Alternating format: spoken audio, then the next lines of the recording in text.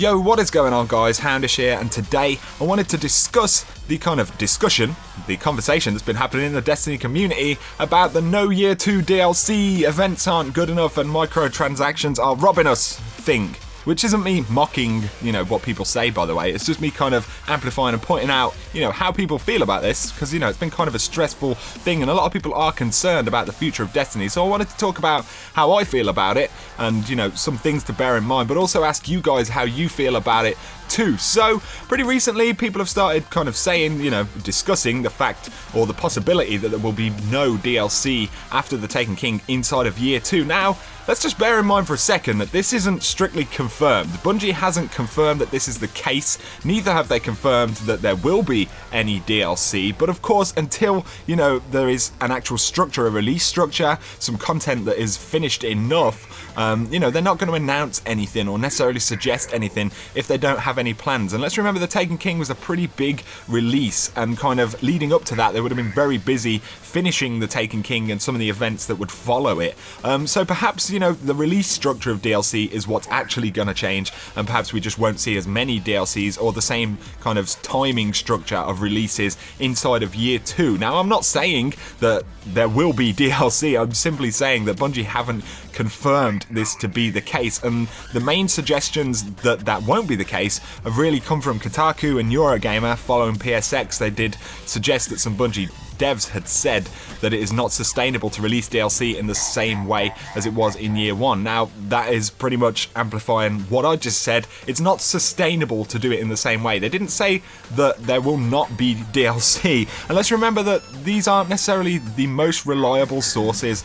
It's a business. They make their money. They survive by getting impressions, getting views, and creating hype about certain things. And that's not me discounting what they say. I'm just saying we should take it with a pinch of salt. Of course, we did have an update a couple of weeks ago from Bungie that said they will be doing bigger events in 2016 and more events and things like that. But again, they didn't confirm that there will not be DLC. So let's just bear in mind, until there is a solid DLC plan, a release structure, or actual content there, Bungie aren't going to announce that it's happening. So, that doesn't mean that it isn't happening. So that's something to bear in mind. But if events are going to be the thing in Year 2, how do you guys feel about that? Do you feel like the game can actually survive doing these events, which, predominantly kind of focus around making money through microtransactions, which I don't necessarily have a problem with.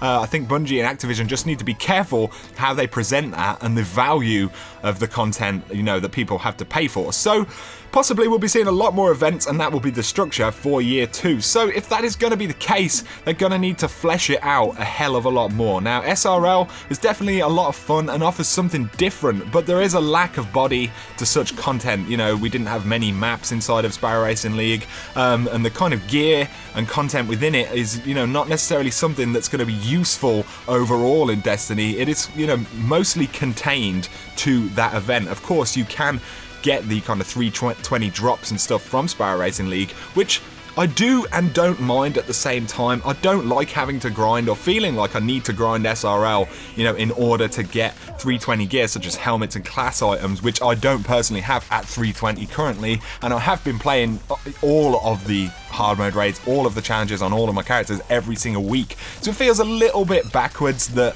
end game content, can fail to deliver certain things yet. Sparrow Racing League can deliver those things. At the same time, I'm not saying that they shouldn't be there, and people who are getting them who perhaps don't play the other content, although a lot of them do, I'm not saying that they shouldn't get that. Just bear that in mind before anyone starts hating on me. But in general, these events are going to be, need to be a lot more fleshed out in order to work. Similar to Festival of the Lost, it's fun, but not for a very long time. It offers a day or two of interesting kind of content and things to do that you don't mind doing, even if they're not necessarily something, that's end game and really gets you anywhere. I think there just needs to be a lot more fleshed out events. So, things like character progression is something that would be pretty interesting. It'd be cool to see new armor and weapons, even game mode contents and maps for PvP and things like that. Things that you can actually progress with in the game, and I would anticipate that if there isn't going to be expansions, we would definitely see potentially even a level boost at some point in 2016, because there needs to be some end game progression. You get to a point where there's no kind of way that your character itself could go forward. That's definitely something that will need to happen in order for Year 2s to survive. So, like I said, really, I think they just need to flesh the content out. How you do that is a complicated thing, but of course they are the game developers. They created The Taken King. Even House of Wolves and the other expansions I thought were pretty good, and a lot of people, kind of say that there's not enough stuff there and enough stuff to do. I personally didn't feel like that, to be honest, but of course that is just a personal opinion. Either way, we know that Bungie knows how to create that content. It's just whether they're willing to do that. Now I wanted to talk about microtransactions a little bit. So, are they a problem? Well, not essentially. If somebody wants to buy into a certain thing, then that's fine. But I think Bungie and Activision's approach and pricing is very questionable in certain respects, such as the character boost that started out at like $30. That is just disgraceful, in my opinion. The Taken King was what, like $40? So that's like $10 difference right there. And I don't think that's really an acceptable thing. And to think that the majority of people who buy this boost will be kind of newer players. And when you think about people who play solo perhaps or are new to the game, a lot of the content that you kind of play in those early stages of the game is about leveling up and doing that part of the experience. So essentially, you're paying another $30 to take a good chunk, possibly, depending on the type of player you are, a good chunk of your actual progression and game time away, which to me is just doesn't make any sense, and I think it was a very insulting thing to do at that price point. But, microtransactions overall I don't think are a massive problem. Emotes, Sparrow stuff, if you want to buy it, that is absolutely fine. But the one problem that it does offer is that it makes them more money than expansions do, essentially, because they have to spend less money kind of producing that content. So, they've kind of learned that they can make so much more money or equal amounts of money without actually producing mass amounts of content. And that is partially where the problem lies if there is going to be no Year 2 content. Because if you think about it, in a perfect world, if microtransactions didn't exist, if they simply were not a thing in the game and, Activision Bungie didn't have the option to put them there, then they pretty much, I would guarantee that they would still be releasing DLC, because they have to have some kind of profit structure throughout that year in order to survive. So that's just kind of something to think about. I'm not against microtransactions. I'm more against potentially what it means for Destiny going forward, because I have to say I really did enjoy the release structure of content for Destiny. And yes, it's a lot of work for Bungie, but they make a hell of a lot of money, and Activision make a hell of a lot of money.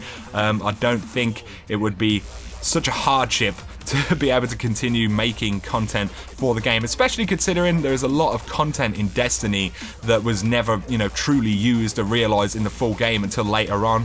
Obviously that was planned, but we know there's still stuff inside of Destiny that hasn't been used. Perhaps we'll see more of that in 2016, but that is my take on it, guys, anyway. So essentially I'm saying, take it with a pinch of salt, the whole Year 2 DLC discussion. And I want to ask you guys as well what you think of microtransactions and how you feel you will enjoy your time inside of Destiny if there is only kind of event content, and whether you think that event content needs to be fleshed out a lot more, because I personally do. Of course, it's not my job to suggest how, because I'm not a game developer. Bungie are the game developers and we've paid for the product. So, at the end of the day, it comes down to them. But that is my take on it, guys. Let me know what you think down below. It's just something I wanted to kind of discuss, because it does concern me a little bit, simply because I really love Destiny. But anyway, you guys have an absolutely awesome day. If you're celebrating the holidays, Christmas, or any other holidays over the next week or so, then have an absolutely awesome time and love each other, all of that funky stuff. So if you have enjoyed the video, drop me a like and comment with your thoughts. And if you're new to the channel and you want to see more Destiny content, then feel free to check it out and hit that subscribe button. For now, you guys take it easy and peace out.